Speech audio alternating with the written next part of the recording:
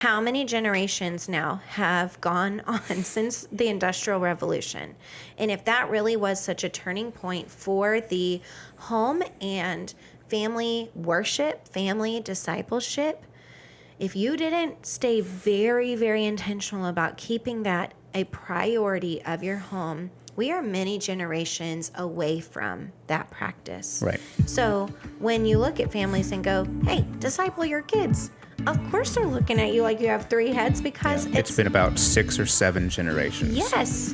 Hi, you're listening to the With Podcast. We're here to help your family Be with God. With His Word.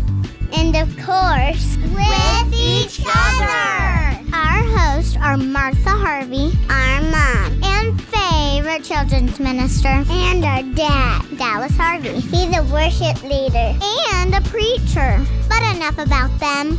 Let's get started. Hey everyone, and welcome to the With Podcast. I'm Dallas. And I'm Martha. And today we're going to be continuing a conversation that we started having 2 podcast episodes ago about the history of family worship, starting with Adam and all the way to today. Today we're going to start at the turn of the 20th century and come all the way to where we are with family worship today. Where did it go? Why did it seemingly disappear, and what do we do about it now? But before we get into that, Martha, why don't you tell us about some of the things that we've got going on at With? Oh, yes. There's a lot going on with. And for all of our With families out there, we want you to be some of the first to hear the big news. And the first one is that our website has changed. If you go to withfamilies.co, you will see that there are many different ways now for you to be resourced as a family to disciple your children. Discipleship for the family has never been easier. We have a lot of free resources there, from free family devotionals. We have blogs. We have, of course, the links to our podcast. But now we also have 2 different ways for you to get a With kit at home. The With Kit, of course, is our family discipleship box tool that comes every month, and it has devotionals in it and activities, but everything is in the box. You don't need a single thing. It's all there to have meaningful conversations with your family about God and His Word together.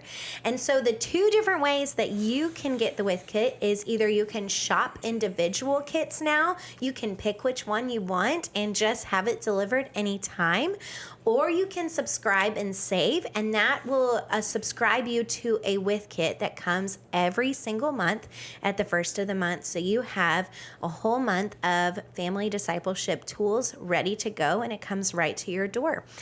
So that is really exciting. And our Harvest With Kit is dropping October 1st, and it's live on the website to order, but it's shipping October 1st, and there are limited boxes, so grab the Harvest box while you can, so you have this to have meaningful conversations at home about season and harvest and all God does this time of year that can draw us closer to Him. We also have something really exciting that probably Dallas and I get too excited about, too in the weeds about, and we have to go, okay, we can't spend this much time on this, but we get so excited about merch. Oh, yeah. Like shirts, And y'all. we have some. Y'all, like shirts are the last thing we need more of in our closet, but we are so excited. It might be what they need more of. It might be. I mean, once you see these, okay? Yeah. So Dallas is wearing one of the shirts. It's the Living Room Revival with t-shirt. The back is super cool. It's on withfamilies.co. We have those in kid sizes and adult sizes, so your whole family can rep it. And then I have brought this one if you are watching on YouTube. It's a Good Day for Worship in the Home t-shirt. And this is available in adult sizes and kid sizes and toddler sizes. And I'm sure for our viewers, listeners, you can tell who designed what t-shirt based on our personalities. If you're just listening, the shirt that I'm wearing is an all-black tee with white graphics. And if you're thinking about Martha's shirt, it is a, what do we call that, a tan? No. Yeah, but it's got like emojis, Every color, and emojis, cutesy, bubble smiley letters. rainbows, flowers, all over it. Oh, yeah. You know, it's a party. Worship in the home should be exciting and so fun. And also look cool. So cool. Yeah. Anyway, so check out the merch. It's live on the website. Just check out the website and grab some free resources. Check out the with kits, the merch. We are here with you and trying to resource you every way that we can. And so we just pray that those things are a blessing to you and help bring your family closer to God, His Word, and each other. So Dallas, let's dive in. Yeah, 100%. Let's get started. It has been a heavy couple of weeks. In our family, a couple weeks ago, we celebrated 10 years. That's not heavy. That was not heavy. No, that was really exciting. It was. Got to spend some good time together. We then had a loss in our family. And then just a number of heavy events going on in the world that I think have affected all of us in ways that we will never forget and that have altered the world as we know it. And so it has never been more important to discuss what we're doing in our homes with our children, with our families when it comes to worship. And so let's get into it just to set the stage a little bit. In the 17th and 18th centuries, building up to this time, you had a lot of the reformers, right? And you had that concept of the little church. Every home is a little church. And how is the pastor or the shepherd, or the parents of those little churches shepherding within the home? Right. And if you want the full spiel of this, you got to go back. Yep. To the last 2 episodes, because it will fully set the stage of what was going on and the highs and lows of family worship. But right at this point, we're really focusing on the power of the little church. Right. The home. So there were plenty of churches in the West that were really trying to instill this in their families, get the fathers, the husbands to lead spiritually in the home, and were holding them to a level of accountability there. And then there were some major world events and developments that happened that changed the scene for not just families, but churches across the globe. And that is the Industrial Revolution. So Dallas, how did the Industrial Revolution and the efficiency movement that came out of that shift family rhythms? And eventually, how did it influence discipleship and how it was viewed in the church? That's a loaded question. That is. I'm going to answer the first bit of it. Go for it. For now. So the Industrial Revolution, it was a time where the entire world changed because of technology, and things were rapidly improving in the sense of manufacturing was faster. It required more people. It added jobs in the manufacturing world. So there was lots more ways for people to make wages, especially in the city. And yet it upended a way of life that families have known for centuries. Right. A much slower. For the sake of efficiency, which is not a bad thing. No, I think efficiency is good, and we certainly value efficiency. But I would say the Industrial Revolution made efficiency God. And that's a broad generalization, but sure. What was more efficient was also more profitable. And so we brought fathers into these factories where they had to work 10, 12-hour shifts. They got paid very little. Many of them had to go live in company housing where they could just barely afford to live there. The wives also had to often leave the home and go work in factories as well. And so where were the children? Well, the kids at that point, as we know, that's when you see mandated school and kids having to go to school and the education system as we really know it today, that was really the birth of it.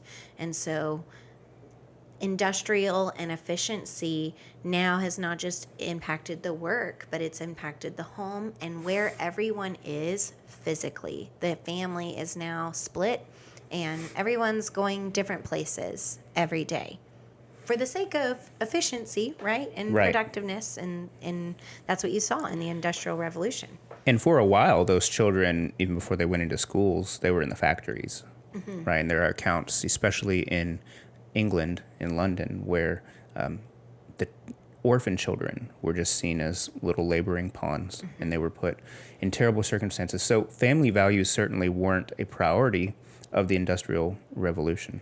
And so you see this affect the church. What's going on culturally always tends to invade the church, and for better or worse. And so here's my next question to you, Dallas. In the early 1900s, what we see is that churches start to think of the efficiency-ness in a church view with professionals, the professional teacher, the professional discipler. And they begin to have more of an education kind of setting in this professional way. So what did this do to the way families were approaching discipling their children? Sure. So if everything is about efficiency, and then the culture decided, well, the most efficient way for us to educate our children is to send them to these schools, to public schools. We're no longer going to rely on the family to educate. We're going to send them 5 days a week to school. It's mandated. That's the cultural norm. Mm-hmm. And so they began to see the church, which is ever becoming more a professionalized organization, as similar. And if the public school exists to educate our children, then the church exists to disciple our children, mm-hmm. and it does. Mm-hmm. But that it became the thing to disciple the children, the only place for children to be discipled. Mm-hmm.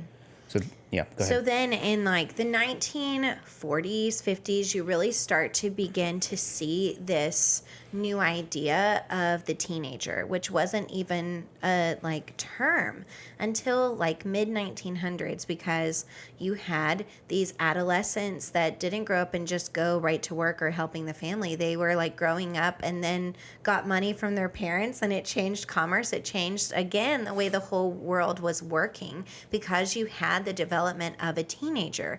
And so then how does the church respond? Well, the church is like, we have to reach teenagers. The whole church is focused on reaching teenagers for the 1950s, 60s, 70s. That's where you begin to see youth ministers, youth groups, the Jesus movement, all of these things. This mission field of youth and the teenager begins to really impact the church. And so talking about these professionals in the church, you really begin to see the rise of the youth minister. At this point, no longer is it just the professional at church will disciple it, but now we begin to see, as Timothy Paul Jones would say, the segmented approach begins to come into the church, so that we are now looking for professionals to disciple a certain age group and lead the charge of that. And I do think at the beginning of this, like the church and what they were doing was great. The whole church together, all parts, was really focused on reaching the teenager. But somewhere along the way, it shifted in when they started bringing in more professionals. So you see the preschool minister, the children's minister, the youth minister, the college minister.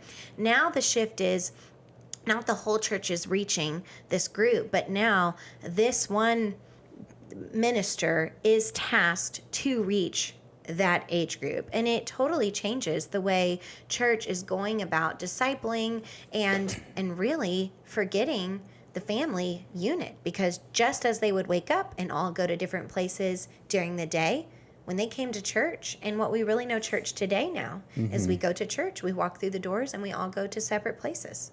This is true. And so there was this decade by decade as the ministries become more siloed. You have youth ministry and children's ministry and adult ministry. You have professionals over those ministry who are progressively more specialized, more trained, more educated, which continues to convey this message to the church at large that, hey, who are the people who are supposed to be doing the discipling? Well, it's not me because I'm not a professional. I have to leave the discipling to the professional. And so my kids, my teens, or even myself, I'm going to let someone else do the discipling there. Yeah. Right? And so even ministers started to adopt this idea of I am the professional. And of course, in a way, yes, they're being paid, compensated by the church to shepherd, but I think we've gotten a little lost in our way as a Western Well, maybe Christian not movement. completely lost, but we have definitely just forgotten the family, right? Yes. When you get into the 80s and 90s, you really begin to see that rise of the youth minister. In fact, I think there was 1,000 youth ministers in the Southern Baptist Convention in the 80s. But then by the 90s, there was 10,000 youth ministers and like 5,000 volunteers. And it's recorded there were over like 90,000 youth baptisms a year. It really was an incredible thing that the church was seeing. So, not for nothing, this segmented approach, in a way, they were seeing great fruit from it in these decades. However, come to the early 2000s, you saw those same teenage or even kids, they're leaving the church now.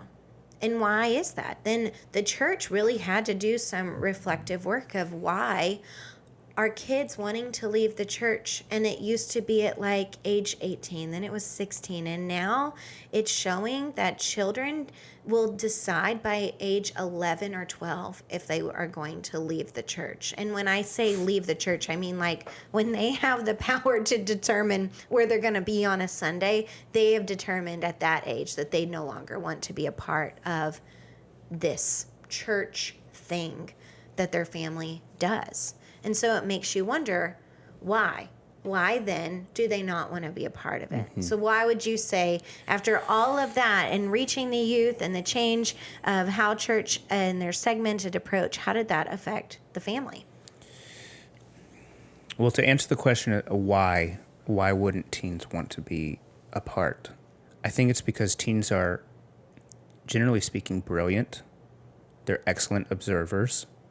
And they're taking in everything around them. Mm-hmm. They're reading the scriptures as they are taught, and they're looking around them, and they may not know what it is, but they have the sense that says something's not adding up here. I see that we're supposed to be all unified, that we're supposed to love each other as Christ loves us, that we're supposed to be taught by this generation, and I don't even feel a connection here. I come in and I'm only here with people my age being taught by someone slightly older than my age. And so my experience isn't adding up to, I don't feel like I'm getting what the Bible says I should be getting. Mm-hmm. And they may not verbalize that. They may not ever know how to say that out loud. But a sense of a little hypocrisy. Yeah. Or at least if this is what it is, I don't need it. Yeah. I cannot come and have the same quality of life mm-hmm. that I have when I was coming. And I don't necessarily agree with that take, but I think observing, they can probably come to that conclusion. Well, it makes me think of the big difference in churches that are multi-generational, but then churches that are actually intergenerational. Multi-generational churches means we have people represented here from all different kind of generations, from your boomers to your Gen Alphas and everybody in between or around, it's all there. But intergenerational means that there is actual interaction and connectedness in when we worship together, when we are studying God's word, when we are praying together, when we're serving together. There's actual, active ways that we are doing these things together. And I would argue that intergenerational is far more powerful in what it says to everyone a part of it, or even onlooking, like the teenager, like the child, or like the adult. It says that every generation and every person and their giftings, like it talks about in Romans 12, we're all gifted in different ways, but together we make up the body. Well, that models exactly what should be happening at home. But if at home, we still all go our separate ways. You go to this practice, you go to this, you go to this lesson, you stay here, you're going to work. We're modeling just what the church is. What came first, chicken or the egg? I'm not sure, but we're all really mirroring that segmented life, whether it's the church or at home. And so what you're left with is at home and even in the church, it's okay, this forgotten art of how do we do this together? The Bible talks about our distinct gifts, but then how do we use those in the church? How are we going to intentionally be an intergenerational church? How are we intentionally going to be a family unit together that grows together. Right. And I'll go back to the Industrial Revolution on this. Do it. Pre-Industrial Revolution, you had more intergenerational families naturally. Mm-hmm. The Industrial Revolution is what led to what we now know as the nuclear family. You know, husband, wife, couple kids, and then grandparents live somewhere else, if not very far away. Because you've moved away for the job. Yes. Which, for the record, we don't think is a bad thing. But it's just... Correct. But the Industrial Revolution is what really catalyzed a breakaway from intergenerational family living being the norm. Where you had granddad teaching grandkids. You had mom and dad in the home still learning from those generations. And I would say now within the church, our generations are totally alienated. We don't know how to even have... I would say that many of my friends don't know how to have spiritual or meaningful conversations with their parents. There's such generational gap just based on how we live. Well, and so let's talk about that. How many generations now have gone on since the Industrial Revolution? And if that really was such a turning point for the home and family worship, family discipleship, if you didn't stay very, very intentional about keeping that a priority of your home, we are many generations away from that practice. Right. So when you look at families and go, hey, disciple your kids, of course they're looking at you like you have three heads because it's been about 6 or 7 generations. Yes. If we just roughly estimate a generation to be about 15, 20 years. Absolutely. And going back to the nuclear family, this might be a little bit of a rabbit trail, but before the nuclear family, when families did live so intergenerationally, I read an article one time when I was still teaching of just how the need for therapists or extra coaches or even babysitters and caretakers was just so much less in those years because you had this strong, bigger family unit to rely on. You know, you had people to talk to, you had people to rely on, and you had discipleship happening intergenerationally. Absolutely. And that unfortunately isn't our reality. We are grateful that both sets of grandparents live within just a couple hours, but we don't live with them. And well, sometimes your mom does come stay for a while when we're in crisis mode. It's a good time. It is. Love you, Mom. But anyway, so when we look at like, okay, what do we need to do to bring family worship back into the home? The reality is most families are isolated. And so we have to be really intentional with the few that we have in our little nuclear groups to make sure that our little church at home is what it needs to be. And the church used to be very, very intentional in enforcing that mindset. And if you look in all of these, if you look in the 18th, 17th, 18th century, even 19th, there are all these church manuals that were written. Oh, yes. I've written about some of these church manuals before, and they were... If we read them now, we might say, this is pretty intense. I'm not going to that church. Right? We might say dogmatic. It would not be seeker sensitive. That is true. It would not. But what are these manuals for our listeners that might not read some of these like you and I have? Like, sure. What were they and why were they writing them? Like, what were they about? A church manual was basically taking everything that they could discern from Scripture and that they had learned through centuries of the early church, the medieval era, and the Reformation, and saying this is how we believe a church needs to operate. This is what we should expect from pastors and overseers. This is how worship should be held, and also this is how discipline should be carried out if these things aren't followed. Yes, and every major accepted church manual had a section on church discipline. And church discipline, it's just not something we hear about. We don't talk about it. And we'll get to why. But pre the turn of the 20th century, church discipline was a big part of, and I mean thousands and thousands of people just in the South were disciplined all the time in the church. And what does that mean? So discipline is commanded in the scriptures, right? We're told by Paul, if there's someone in the body who is living in sin, you go to that person, you confront them privately. If they repent of that sin, great, they're restored. If they're not repentant and they don't want to deal with that sin, or they think they're not living in sin, you bring another. And that's where we get the text where 3 or more are gathered in my name, or 2 or more are gathered in my name, I am there with them, right?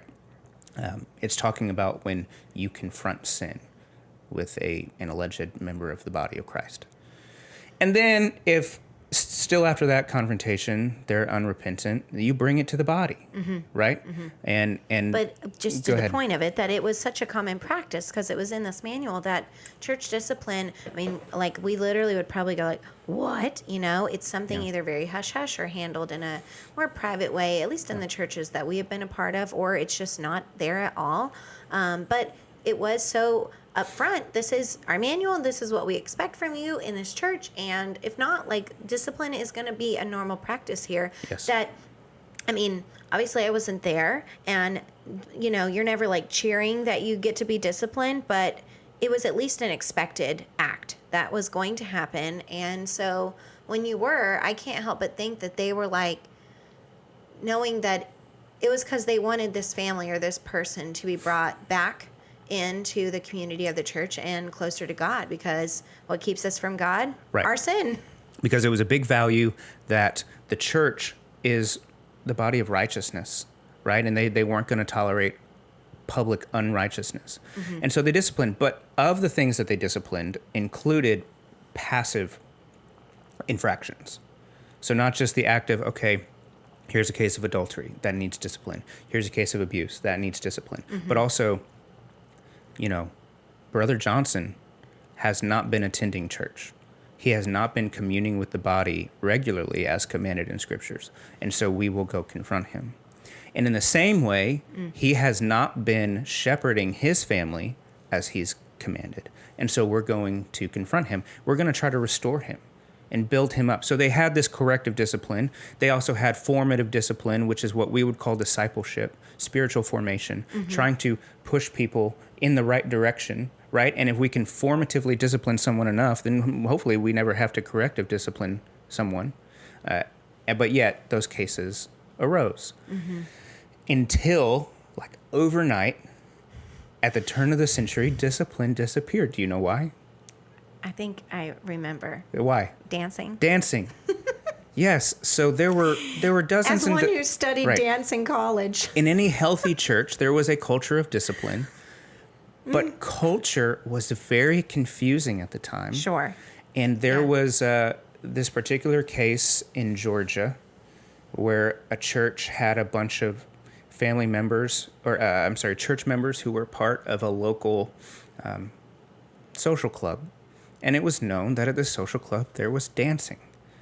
And they disciplined 2 adults who were part of this social club, as well as 11 young adults or teenagers who had attended this social club who were dancing. What this turned into was like a 2-year-long inter-church lawsuit. Like, it wasn't a legal dispute as much as it was inter-church. Like, there was within the church somehow a court hearing. They got all of the other churches involved. Jeez. Yes. Can you even imagine? What kind of toll that would take on the church? The other churches agreed, hey, you as a church, you have a right to discipline your members for dancing if you feel so led. So eventually they did. Those members left. The 11 young adults or teenagers, they never came back.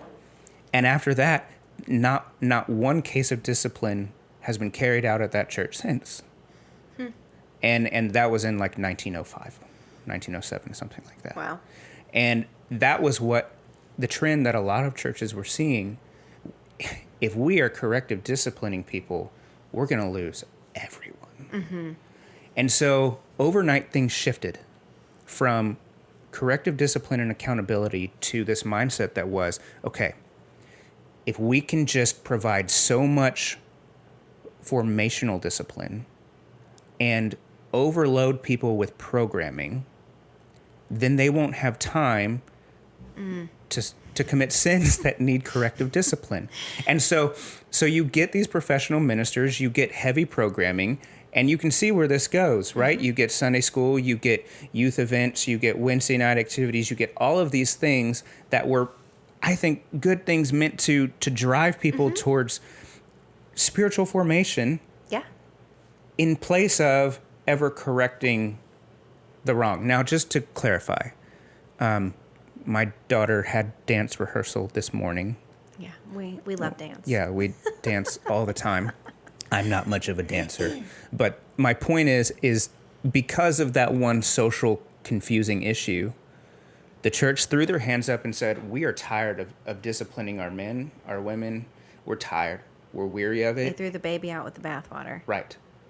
And so now, when there are cases of church discipline, it's so few and far between that, of course, people are going to take it personal because they're saying, whoa.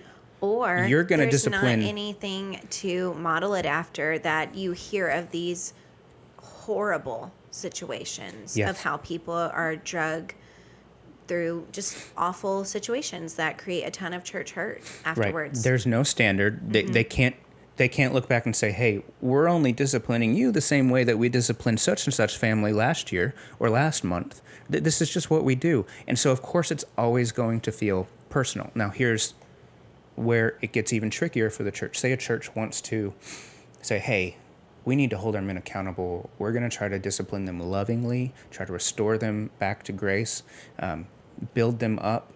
But we do want to confront the sin that we see in their life or in their home. Okay? The chances that a family takes that well, stays in the church, continues going, is next to none.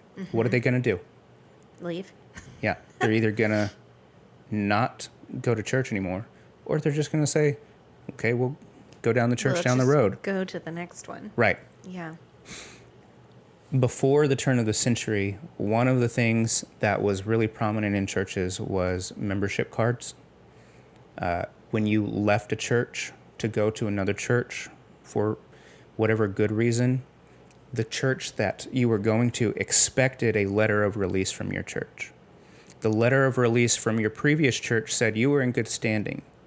And if you came to a church without that letter of good standing, they assumed you were running from church discipline. So you couldn't just church hop because you didn't like what one pastor or disciplinary proceedings had occurred at your last church. And so there was this great level of accountability that we don't have today, right? We have to approach it so much differently because we can't discipline like that anymore. I want to tell you a story. I've told you before. Okay. I'm going to tell it to you like you've never heard it. So, All right. Fun fact, I used to be in a fraternity Oh, yes. at a small private school in Tennessee.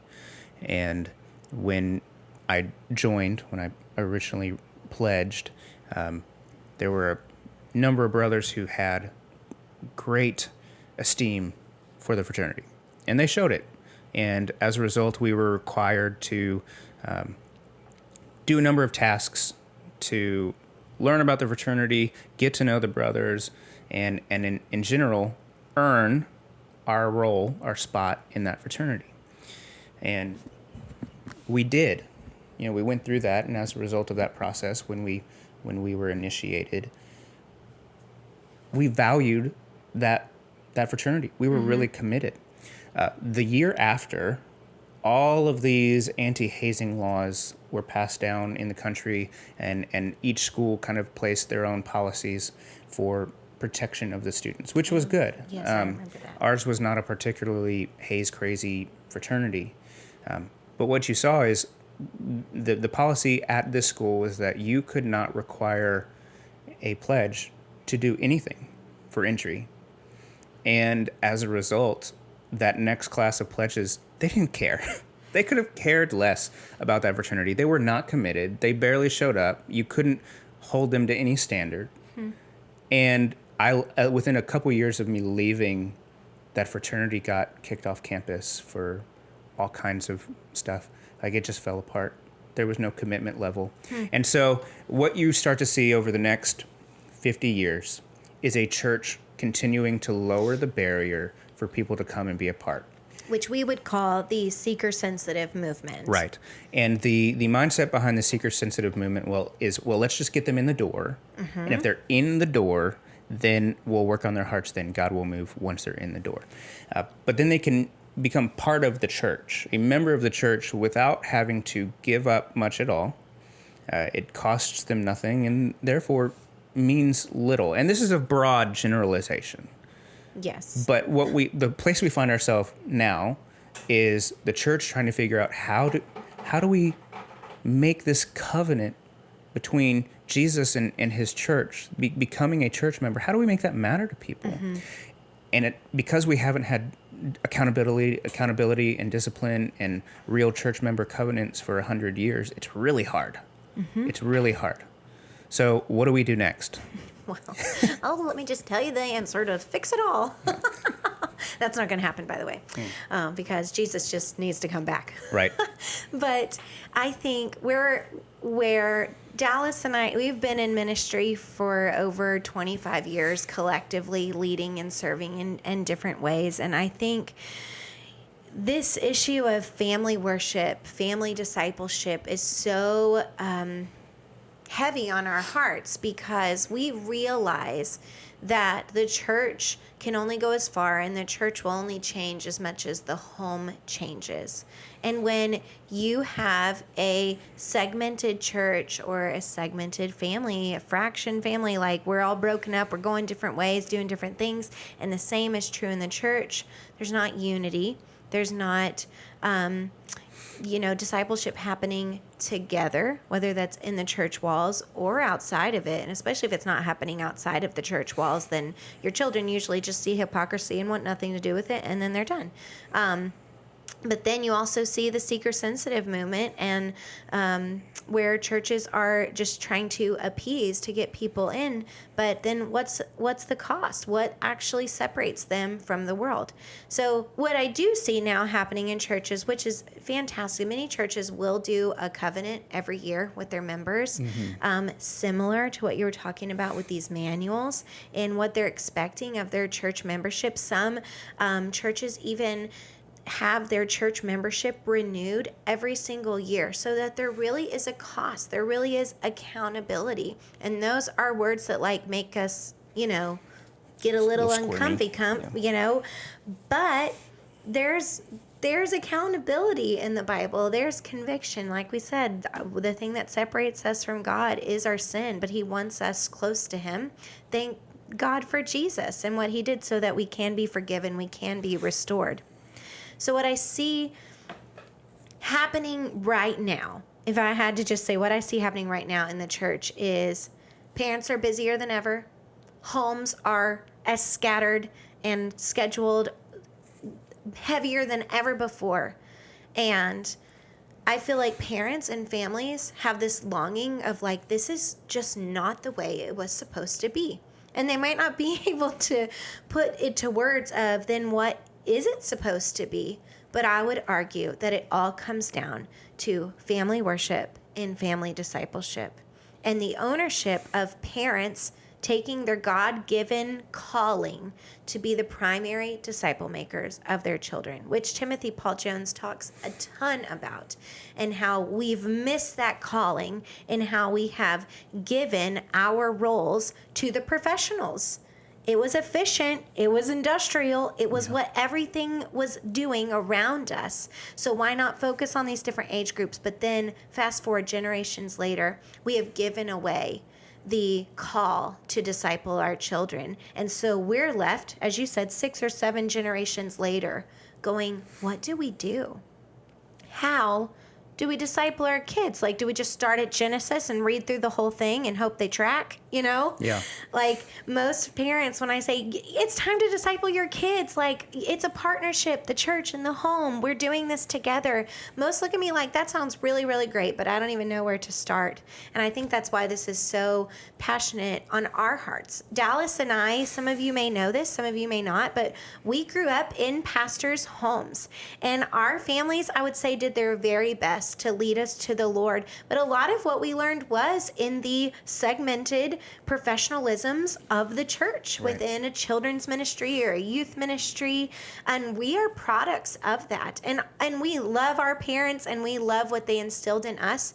But we know that even they could only do what was modeled for them. And our grandparents could do what was modeled for them. It is a generational breakdown of family discipleship. It's truly why this is so close to our hearts, because we've been in so many different corners of ministry in the church that we see the church truly can only go so far until the homes are changed, until parents take on their God-given responsibility. Yeah. So I do see a shift, which I am so grateful for, towards the home, towards the family unit. You see resources like Faith at Home.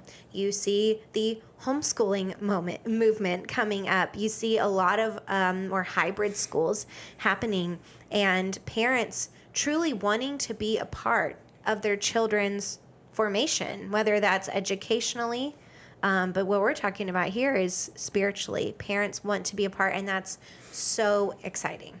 Yes, and I'll just out on a philosophical layer here, just an emotional layer. Would you ever outsource the blessing of getting to be present for your child's first steps? No. Okay.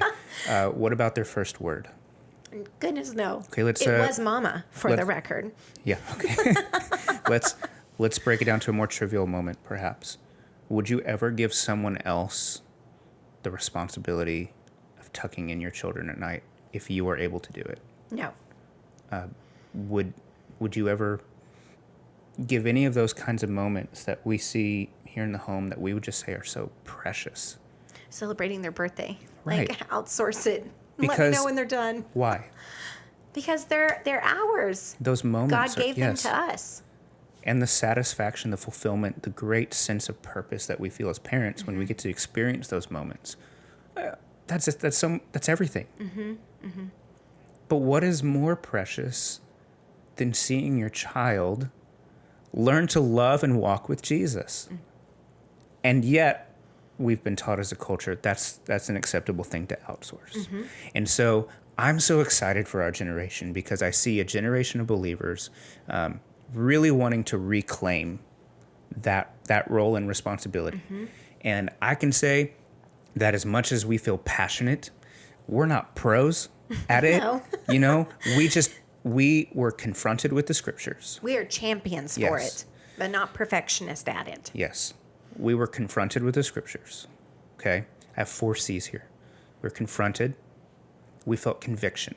Mm-hmm. That conviction led us to say to a commitment where we said, we don't know what we're doing, but we're going to commit to leading our children in the way of the Lord at home. And because of that commitment, we've started to develop a culture. And I think that should be the goal of every parent who doesn't even know where to start is at the end of this. I just want a culture in the home where reading the word together, singing songs of praise, talking about the Lord, that's the norm. Mm-hmm. The normal culture that permeates our drives in the afternoon or in the morning, when we wake up and when we go to bed, mm-hmm. and as we go and when we're sitting at the table. That's the goal of all of this.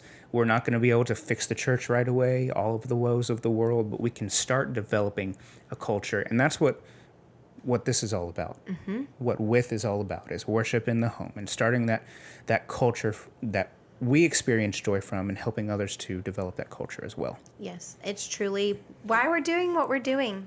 We feel so strongly of the change that can happen in the home. Like you said, we can't solve all the problems, and there will always be problems. We live in a broken world, and churches are made up of broken people, and we always have to keep that in mind. But God has given us our children, and God's given us the beautiful design of family in its intergenerational way.